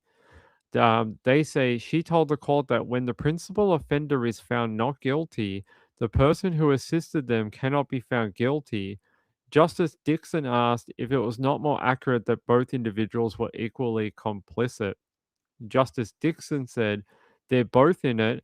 They're both equally guilty of the murder of the deceased. How can you say that when someone has been found acquitted? I'm so confused how. Yeah, the judge said she told the court she had heard Miss Hill's version during her trial. Nevertheless, it is as part of the plea accepted that when he assisted her, he intended to assist her in the killing, Justice Dixon told the court. And so, where does that leave us? I think it leaves us not far from equally responsible. So, Justice Dixon is basically saying that she believes that both of them were equally complicit in the death of Mr. Hunter, and that there is not one person less or more responsible than the other. There is no main offender and then a minimalized offender. And it's not, him or her. They are both on equal footing and they both are complicit. She's a very good judge, by the way. I've watched 3 different trials that she's been a part of just in the last year, and I find Justice Dixon to be very fair. She's extremely patient, extremely, like, far more than I would ever be. She's so patient with everyone. She's such a beautiful person like that. She's so fair. She really takes, like, the fairness of justice very seriously, and, yeah, I've enjoyed doing my work, having to watch trials that she's a part of. Um, yeah, she's very good like that. Yeah, it does a little bit, but I don't know. I'm gonna have to ask a lawyer how that works because I've never seen that before, where someone can be found not guilty or acquitted, basically. Sorry, yeah, not guilty. Um, And then in a separate trial for a co-accused, you can basically say, well, we think they're responsible and that they are just as guilty. That's so I don't understand how that works in a court of law. I thought you would have to stop mentioning them with any culpability. That's strange to me. Rachel said that is how they usually charge crimes like this. They are both equally responsible. This is confusing. I know, right? I'm a bit weird about it too. Can the judge overrule the jury? No, no. It is you are judged by a jury of your peers. The jury's decision is final. She cannot overrule it and just be like Jody Hill is guilty. Jody Hill was found not guilty by a jury. It is what it is. Chipmunk said this would confuse me as a juror. Well, there is no jury. Um, uh, Thomas Clark is pleading guilty. It's only him, the defense, and the prosecution, and a judge. There is no jury. The jury was only for Jody Hill. Jodie Hill had a jury because Jodie Hill pled not guilty and she got sent to trial. That's why she had a jury. But Thomas Clark does not have a jury. It is just a judge. They are taking pre-sentencing recommendations, mitigating circumstances, that type of thing. I'm sure it has happened recently in America. Well, maybe if your name is Donald J. Trump, it's happened, but not for a murderer. Um, yeah, I don't know. I'm gonna ask for some clarification on that. I'm gonna try and write in tomorrow and find out how that works because, like, it even says right here, Miss Hill was acquitted of murder in the Supreme Court trial by jury in December last year. And then it says here, and that Mr. Clark was present when Jody Hill gouged the victim's eyes out. I don't know, guys. That's really weird.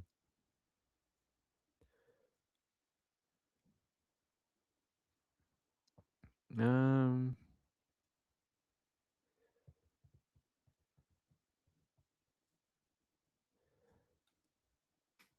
yeah, so I'll read you this bit here. This might explain a bit more about like what happened when they both reached that back door of the home.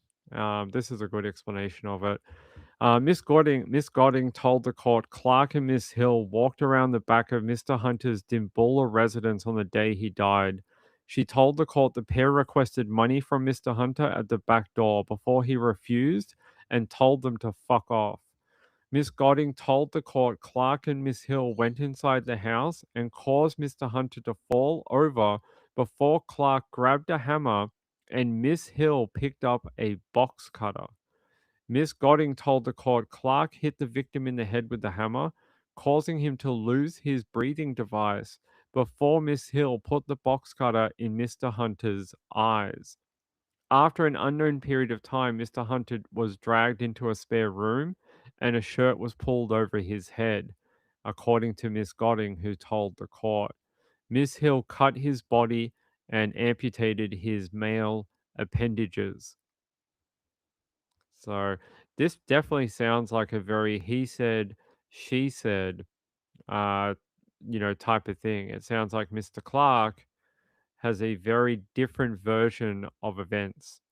It sounds like he thinks a very different thing happened compared to what Jody Hill said happened. Sean said if someone realizes a crime is about to happen, they must clearly withdraw or try to prevent it. Well, she didn't. Rachel said, so does he now get to argue his responsibility and blame her?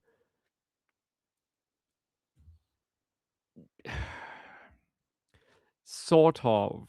Sort of. He can bring it up as sort of like a mitigating circumstance or like a reason he deserves a lesser sentence. And I think that's what they're sort of doing here.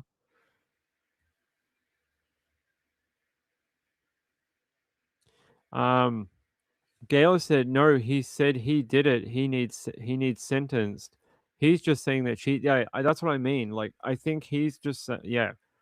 Well, she's saying she wasn't involved at all. He's saying that she was there and complicit. It is sort of a he said, she said in a way. He's just taking responsibility for his part in it. So he's already pled guilty. He's accepted the charge against him. And he's saying, I did something wrong. The evidence against me is overwhelming. And I am going to plead guilty and accept that. That's the difference.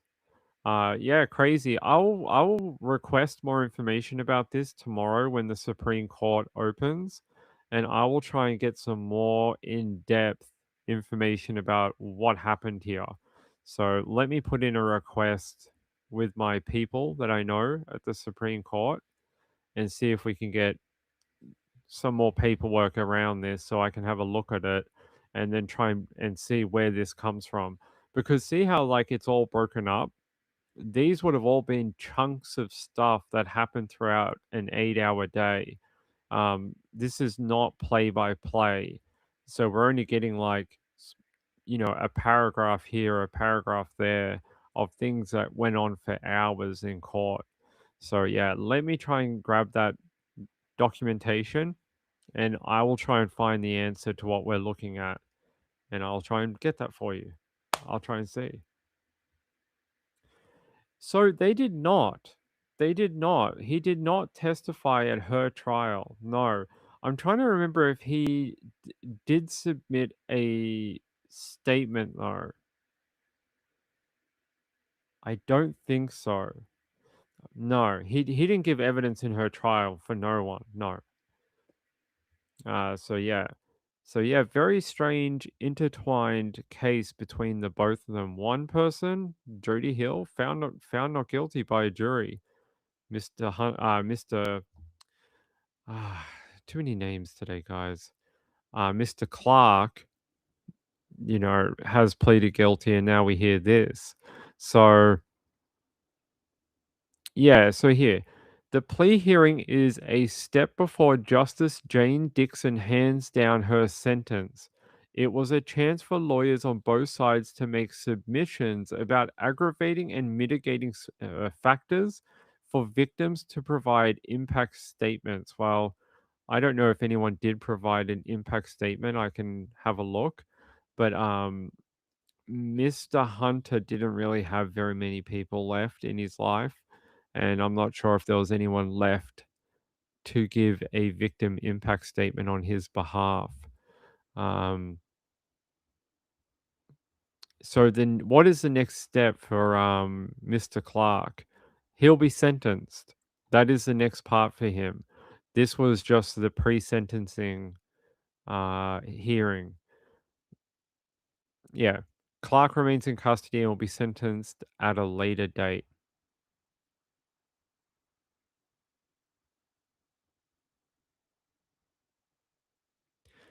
Um, Interesting. One of the final things they said here, Dr. Darji told the court there were three equally contributing factors to the homicide: intoxication, Clark's mental state, and his dynamic with Miss Hill.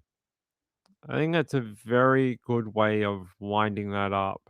And like I told you guys about the alcoholism at the start of this, that they were all living that type of life. And I think that's a good way of putting it. Three factors in the death of Mr. Hunter.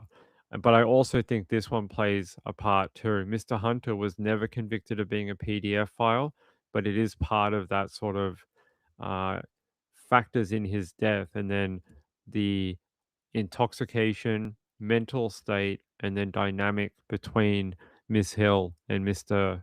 Clark. So yeah, I will tell you what he ends up being sentenced to, and I will try get more documentation on that hearing. All right. Do we have any other questions about this one? Let me.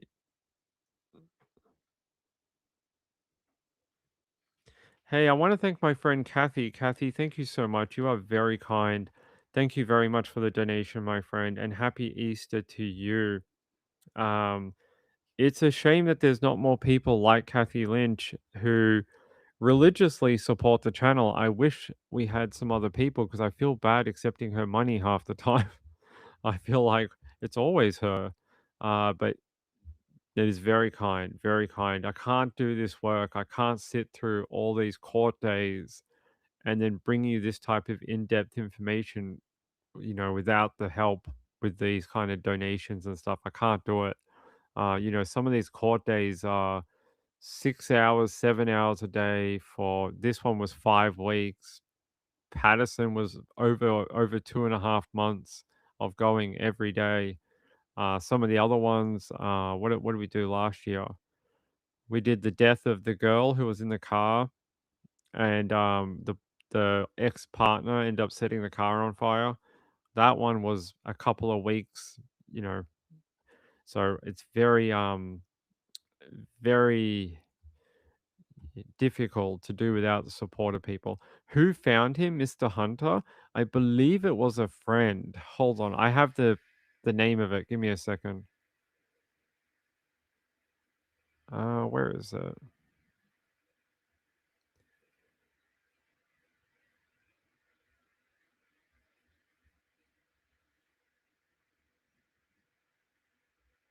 Yeah, it was a friend of his. So a friend in the late afternoon of the 23rd of January 2023 went to John Hunter's home and was discovered by his friend. His friend had gone to the address around 5 p.m. to check on the deceased. He knocked on the front door and called out, but there was no reply. He tried the front door handle and found it to be unlocked. Upon opening the door, he immediately noticed a smell. He went inside and found the deceased in bedroom number two.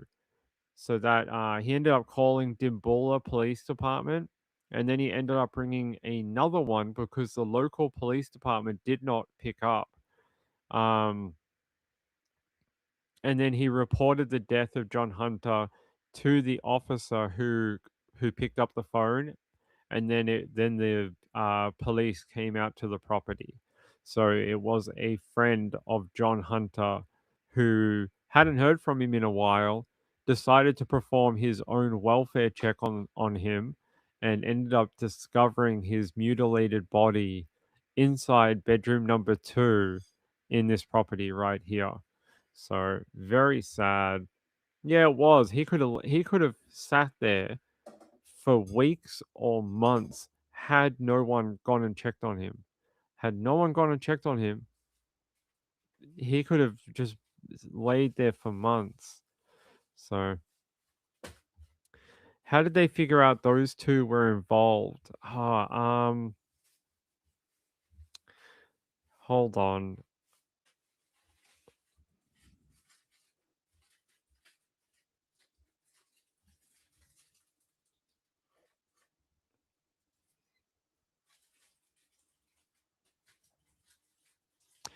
I believe if I think back to the trial, there was a bottle shop that was not too far from John Hunter's home. There was like a bottle shop where they sell alcohol, and I believe they caught Jodie Hill and someone else on camera not long before the murder.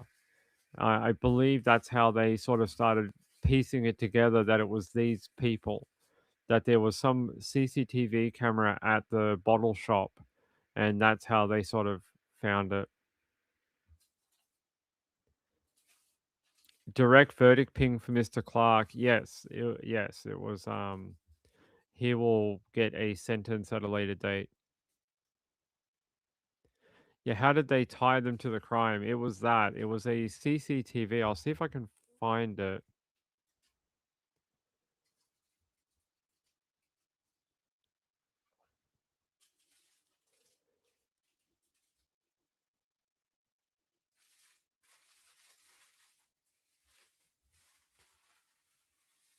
Um, One of the other things that clued the authorities onto it was that power went out at the property of John Hunter at a certain time, and it gave the authorities a time to look at like what was happening at the home at that time when the power went off at Mr. Hunter's home. So I can't remember if it was like 11 o'clock at night or something like that, but their power went off, and it was really unusual because there was no reason or no direct reason for that power to go off. And then they started investigating about, okay, who was around at this time, who was, nearby, and they ended up catching on that Jody Hill and Clark had been not too far away from the home. Had they been in trouble with the law before? Thomas Clark has been in trouble with the law previously. Jodie Hill, not really. She's had some very minor things like traffic tickets and stuff like that, but no major crimes as far as I'm aware. But yeah, so that's how they caught on, and then there was a CCTV camera at a bottle o that caught them uh, around there. So these people, they they used to basically hang out in the town. They'd go from like the the IGA, which is a supermarket, to the freaking bottle shop, and they'd go drink over here, and they lived in a caravan. So like they were well known in the local area. Um, yeah, so there was a hotel called the Victoria Hotel at 32 Wimmera Street, and there was a camera near there, and they sort of pieced it together based on some of the movements on that camera.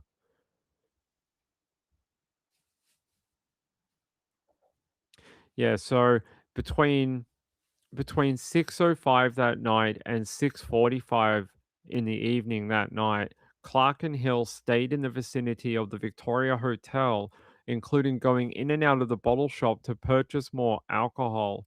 They remained physically affectionate throughout that period, so they were like kissing each other and stuff like that. Um,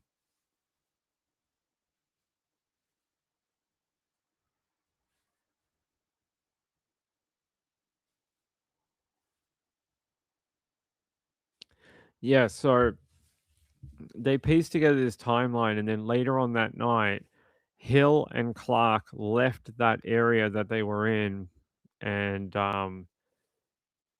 they ended up at the dead man's home and attacked him. So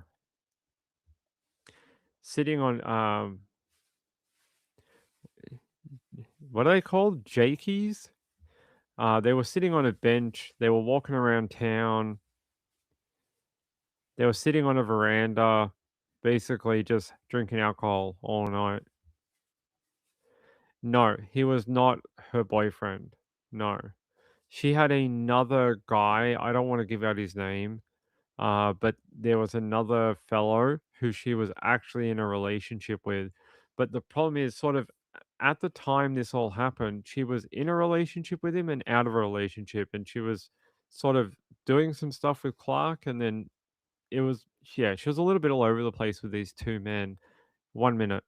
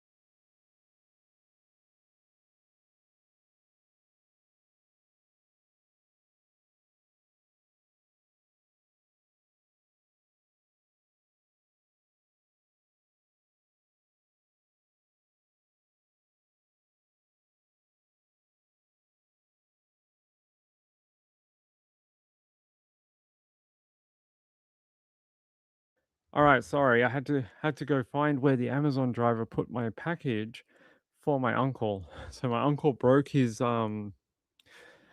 TV remote and I had to get him a new one. So they just delivered it. Alright.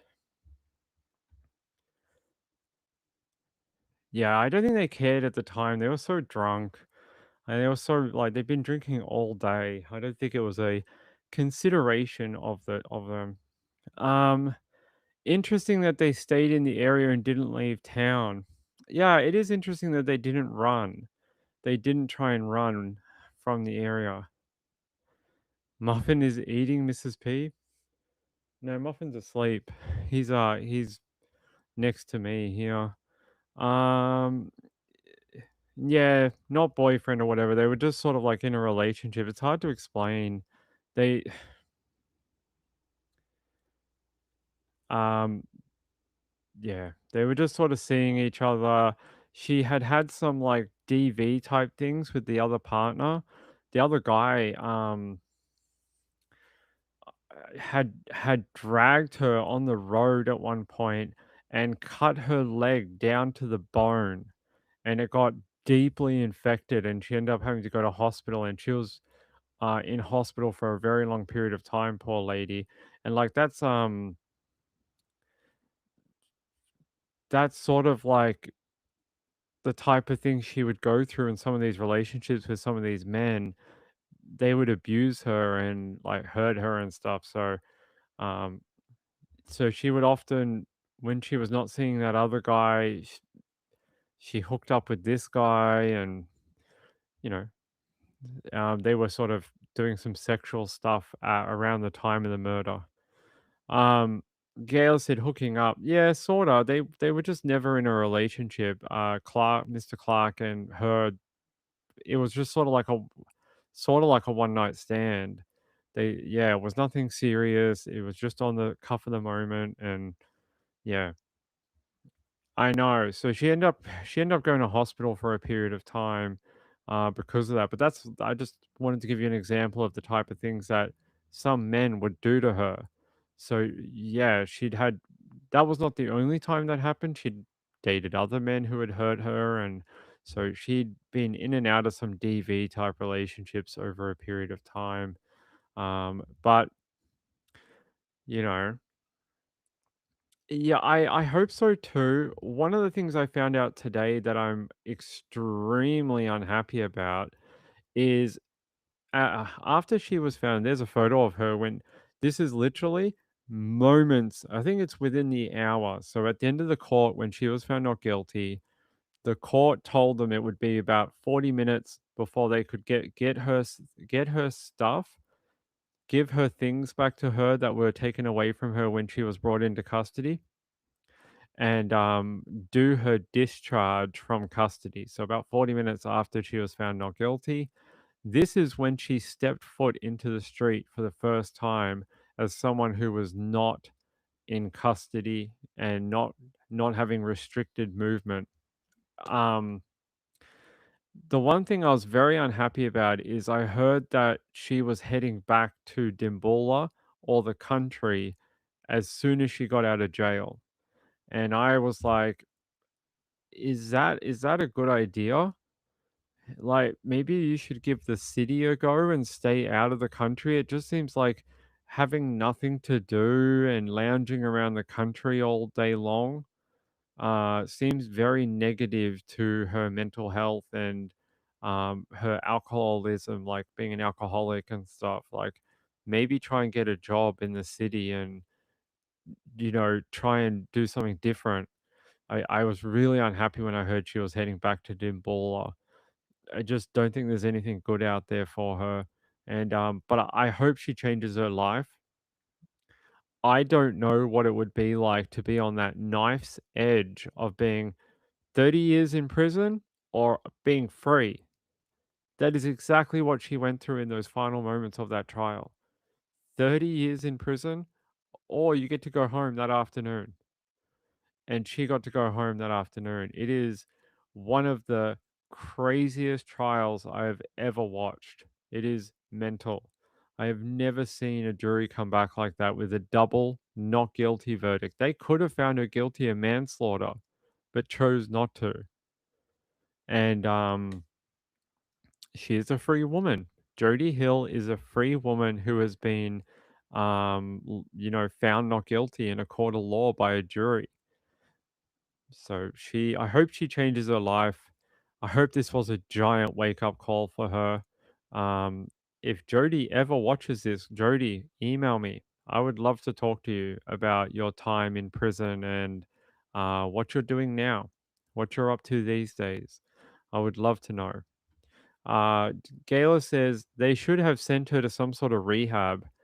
Well, I mean, she was in jail for 2 years. She's pretty dry. I mean, relapse is a good possibility when you get out of jail. but she has been dry for a couple of years. Gayla said, I wish we could have watched it as it was really interesting. It is a very interesting trial. It was not televised. It was not covered very heavily, even locally here. There was not very many newspapers that were covering it, or I think I was one of four reporters who asked to cover it with the Supreme Court. I think it was four or five. It was very few people. They what just didn't get a lot of traction, which I think it should have. It was one of the craziest. Like when you hear the details, it's one of the craziest trials of last year.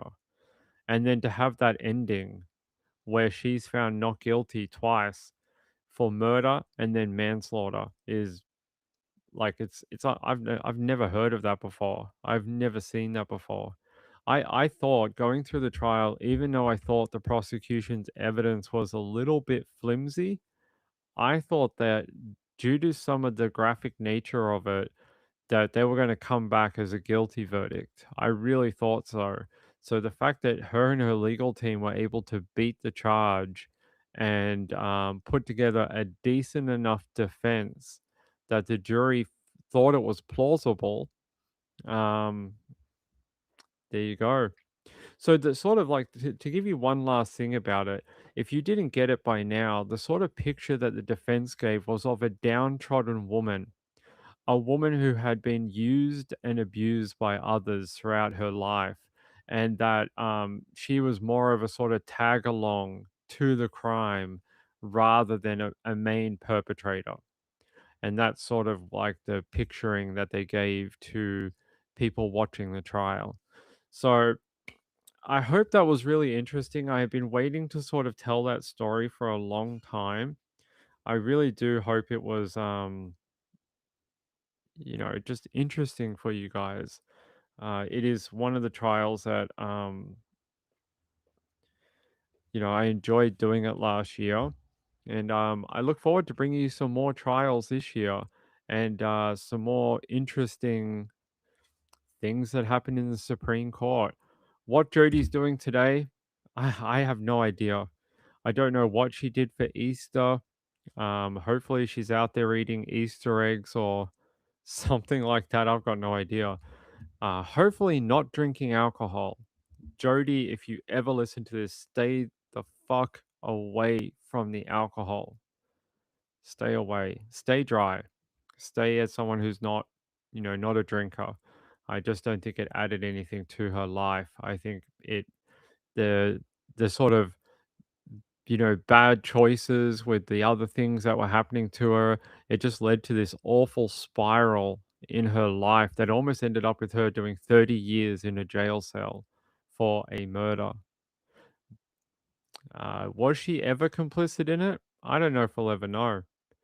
I don't know if we'll ever know whether she partook in what happened to Mr. Hunter or whether she really was just a witness.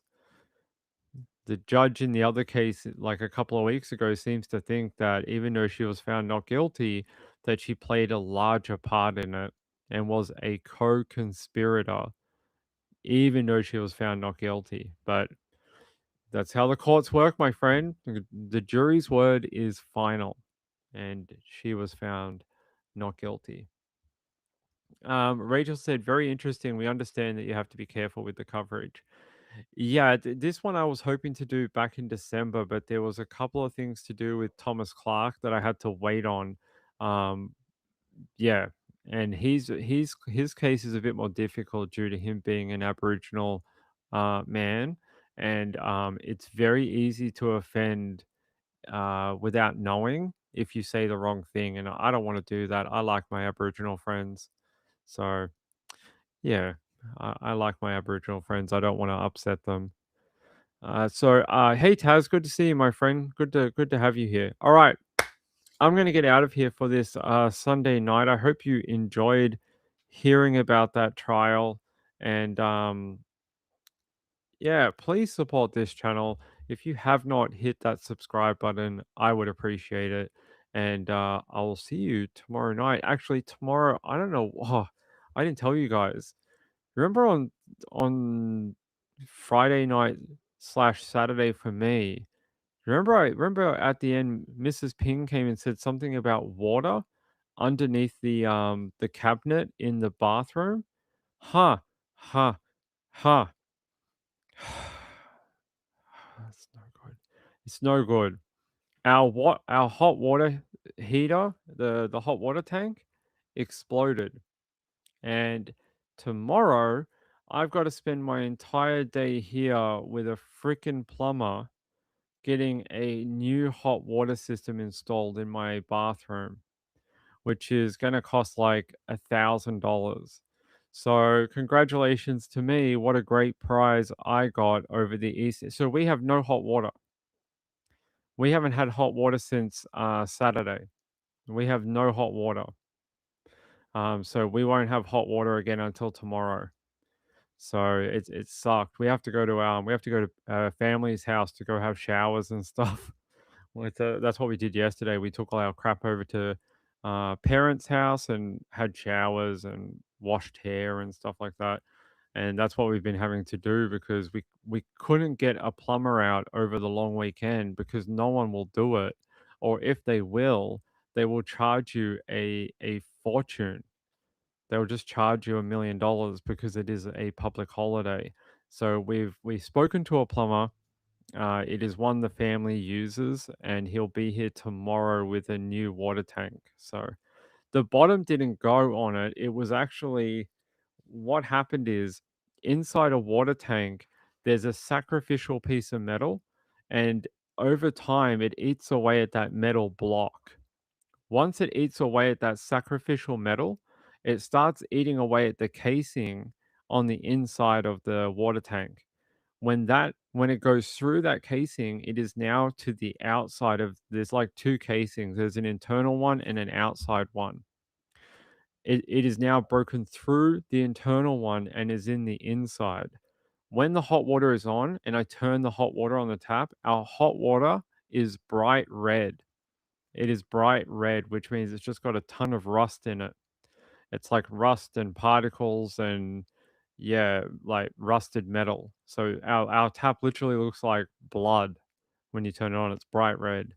So yeah, it's it's messed up, and I have to go get a I have to get a plumber out here tomorrow.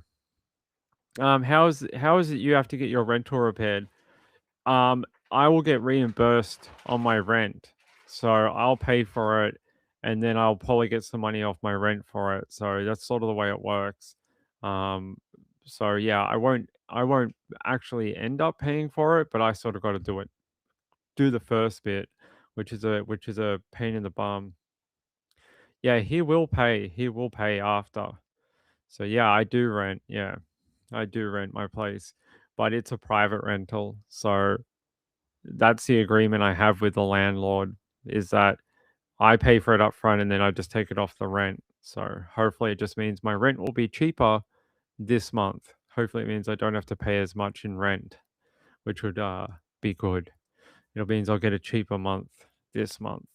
Yeah, and it just means it's faster because if I have to wait for him, it's going to be like a week and I'm not going to have hot water, and it's just easier to do it like this and send him the bill. So that's what we're going to do, and we'll get it done tomorrow. So that's great. It's great. We're gonna have a fun day. We're gonna have a fun day. So I don't know if I'm gonna be. I don't know if I'm gonna be on tomorrow. I don't know what time this is happening. I don't know how long it's gonna happen. I don't know how long it takes to put a new hot water tank in. I don't know. So if I don't come back tomorrow, I don't know. Um, Gail said over here the landlord would need to get an emergency plumber out even on a holiday. I know, but mine is a private rental thing. I do not want to piss off my landlord and tell him that he has to fork out 3 grand on a long weekend. It's a good way to not being given another lease next year. We're okay. It's not a big deal. Um, we have family and stuff we can lean on for a day or two. And we called our plumber and he was like, He's like, "Don't get someone this weekend." He's like, "You're gonna be charged through the nose." He's like, "Just leave it." He goes, "On Tuesday, I'll bring you a new hot water tank. We'll get it sorted out." So it's okay. It's only tomorrow, and then we'll have lovely hot water again. So Rory and Muffin, they're fine. They don't care as long as they get their dinner and like we've got water. We have water. We just don't have hot water. So we've got water. We can use the taps and fill stuff up and use the kettle and we just don't have hot water right now. Um Sean says not long if it's accessible 2 hours. It's under a sink. So it's a bit of a tight space, but yes, it is accessible. It's just in the bathroom under the bench. So there's a bench with a sink in it, and then there's two doors. The other one is like I don't know. It's like for shelves, and then the other side is a hot water. 2 to 3 pipes to connect. Sick. Hopefully he can reuse the pipes that are already there, and hopefully they're in good condition, and we can get him the hell out of here very quick. With the noisy plumber, they'll be all right. They'll just hide. They'll be fine. They'll just hide somewhere and pretend like he's not here. So Marlene said, just had to show rent to the door. This is their eighth plumbing visits in 16 months. Eighth? How do you get eighth? How do you get that many in every 2 months? Do you think they were just, Marlene, do you think they were just doing it to be difficult or just to cost you money or something? That's a lot. 8 visits in that's like 1 every 2 months. I've never called a plumber since being here. $1,000 copper has gone up. I don't know. I actually don't know how much it's gonna cost, but, he's giving me a quote in the morning. But yes, Sean, apparently on the 1st of April, he was saying to us that the cost went up 30%, on the 1st of April, and he's like, "I wish your water heater had died last week." He's like, "I could have got you the cheaper price for the new one." But he's saying that it went up over the weekend. I was like, "Yeah, great." Were they blocking the pipes? Yeah, why, Marlene, tell us why were the renters calling out the plumber so often? Let's see what Marlene says. I'd like to know. Let's see if she can type. All right, I'm gonna leave this just for 1 second. I want to do something, but I'm gonna come back and I'm hoping Marlene has an answer for us.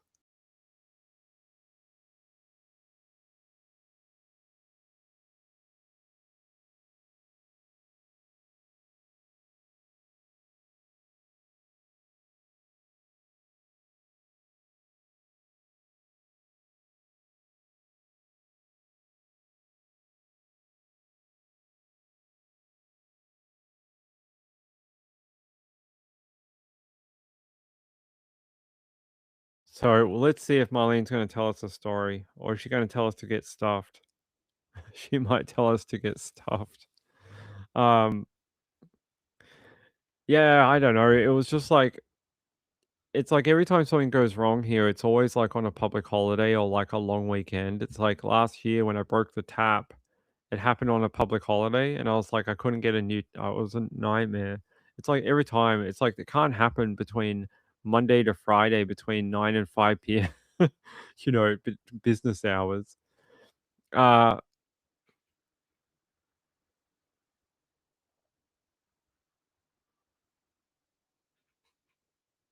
oh, baby formula blocking the pipes. Oh, oh, okay. So, Marlene, you kicked them out.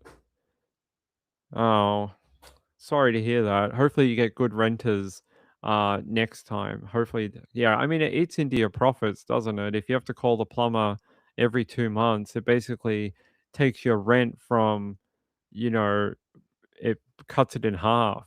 Instead of getting 2 months rent, you're only getting a month of rent. So, I get it. Sean said that's a small hot water system. Is it gas? No, it's electric. I think it's only 25 liters. So I don't know how much it's going to cost. Um, I don't know how much a 25 liter 25 liter electric water heater. So like $500. Apparently you can get them for about $500, but I don't know if that means that's what it costs to actually get it installed. Apparently it's about $1,300. Victoria, $1,320. It's about 500 for the hot water on its own. So it's going to cost me something like that. This is very similar to the one that we've got already. So it's a Ream compact. It's about that size. I don't know what he's going to charge me, but freaking hell. Um, yeah, even for a big one, if you had a 50 liter, it's still about the same, $1,300. Even though the tank itself's only 500. Hopefully our plumber is really nice and he will do it for under a grand. We'll see. Because if it's only like 500 for the tank itself, hopefully he'll only charge me a couple of hours of labor.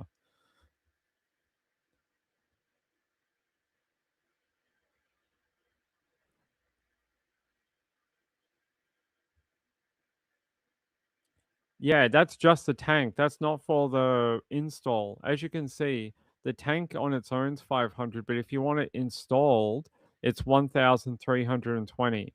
So it's almost like another $800 on top of the 500 for the tank.